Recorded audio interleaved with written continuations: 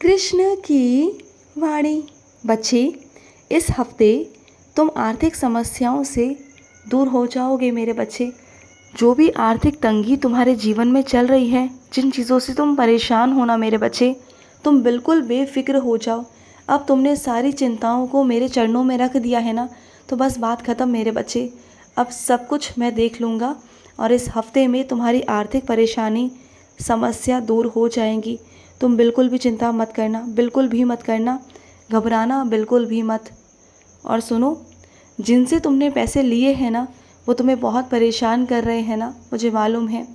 लेकिन चिंता मत करो, इस हफ्ते के अंत तक तुम उनके पैसे चुका दोगे। तुम्हें कर्ज़ों से मुक्त कर दूंगा मेरे बच्चे। तुम बहुत परेशान हो ना, तुम्हारे ऊपर बहुत कर्जा है ना, चाहते ना चाहते तुमने कर्जा लिया मेरे बच्चे, मजबूरी में आकर।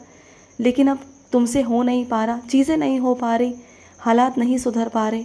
लेकिन तुम चिंता मत करो, मैं तुम्हारे हालातों को सुधार दूंगा, मैं चीज़ों को सुधार दूंगा मेरे बच्चे, और आर्थिक स्थिति तुम्हारी ठीक हो जाएगी। जैसे पहले थी ना, वैसे तुम्हारी आर्थिक स्थिति ठीक हो जाएगी मेरे बच्चे। तो बिल्कुल चिंता मत करो। और सुनो, भविष्य को बदलना ना तुम्हारे हाथ में है मेरे बच्चे। पता है कैसे? अपनी आदतों को बदल कर। अगर तुम्हारी आदतें बदलेंगी ना, तो तुम्हारा भविष्य अपने आप बदल जाएगा। अगर आदतें नहीं सुधरेंगी तो भविष्य कभी नहीं बदल पाएगा, कभी नहीं मेरे बच्चे। और सुनो, तुमने जो चिराग, जो संतान अपने घर में मांगी थी, जिसके लिए तुमने मन्नत मांगी थी और कहा था कि इस बच्चे को लेकर तुम उस दरबार में जाओगे, जिस दरबार से तुमने मन्नत मांगी, उस दरबार में तुम अभी तक नहीं गए मेरे बच्चे। उस बच्चे को लेकर, मेरे उस आशीर्वाद को लेकर तुम नहीं आए मेरे पास, जो मैंने तुम्हें दिया है मेरे बच्चे। तुमने जब मांगा था तो बहुत ज़ोरों शोरों से कहा था, बहुत ऊंची आवाज़ से कहा था कि हे कृष्ण, मैं आऊँगा, मैं आऊँगा अपने बच्चे को लेकर आपके पास। तो फिर क्या हुआ? भूल गए? तुम ये तक भूल गए कि तुमने मुझसे क्या कहा था? क्या तुमने मुझसे वादे किए थे कि हे कृष्ण, अगर ये होगा तो मैं ऐसा ज़रूर करूँगा। और तुमने ये तक कहा था कि अपने बच्चे का पहला जन्मदिन तुम मेरे पास ही मनाओगे, याद करो। और उस दिन कुछ भी जश्न नहीं मनाओगे, कुछ भी ऐसा वैसा नहीं करोगे, जबकि उस दिन तुम किसी बच्चों में, बुज़ुर्गों में और जो बेसहारा है ना, उनमें भोजन बांटोगे। ये सब कहा था तुमने मुझसे, याद करो। क्योंकि वो सब चीज़ें ना हर कोई नहीं करता मेरे बच्चे। आजकल का चाल चलन ऐसा है, दिखावा इतना बढ़ गया है ना कि सब अपने जन्मदिन पर ना शोशाही करना चाहते हैं, दिखाना चाहते हैं कि वो कितना बड़ा जश्न कर सकते हैं।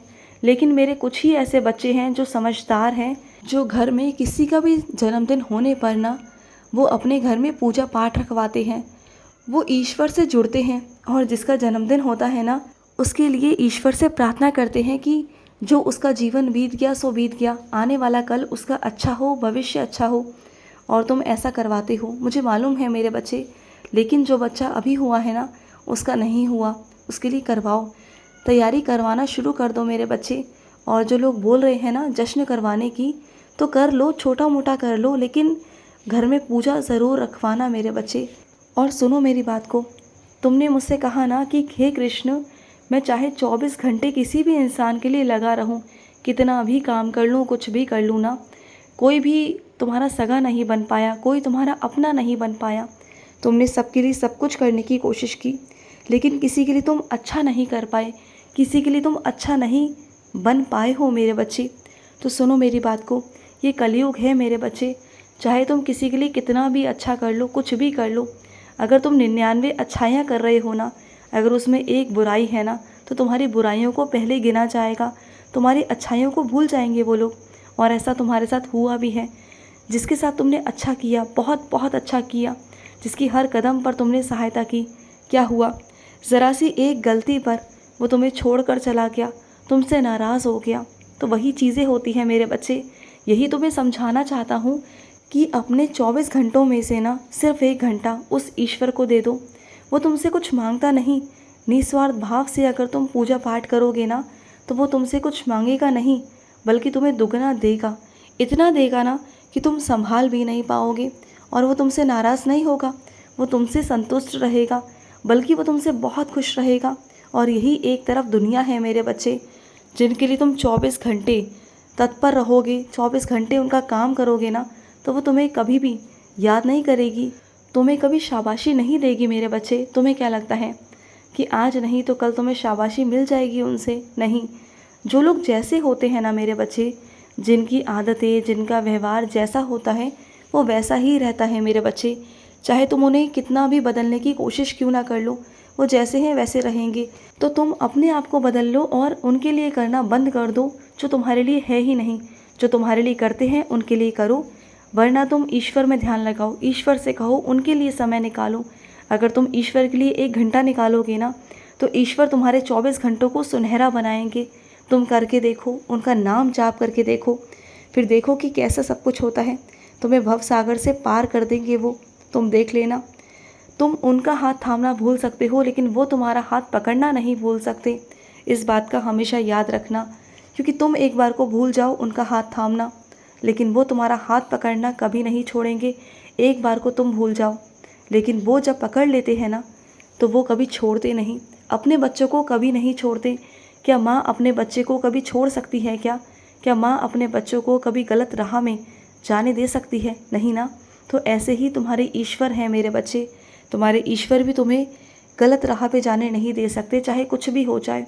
मेरे कई बच्चे तो ऐसे हैं जो मुझ पर बहुत गुस्सा भी हो जाते हैं, नाराज़ भी हो जाते हैं, लेकिन मैं जानता हूँ कि मेरे बच्चे मेरे हैं, वो बहुत प्यारे हैं और उन्हें पूरा हक है कि अगर वो मुझसे प्यार कर सकते हैं तो डांट भी सकते हैं, नाराज़ भी हो सकते हैं।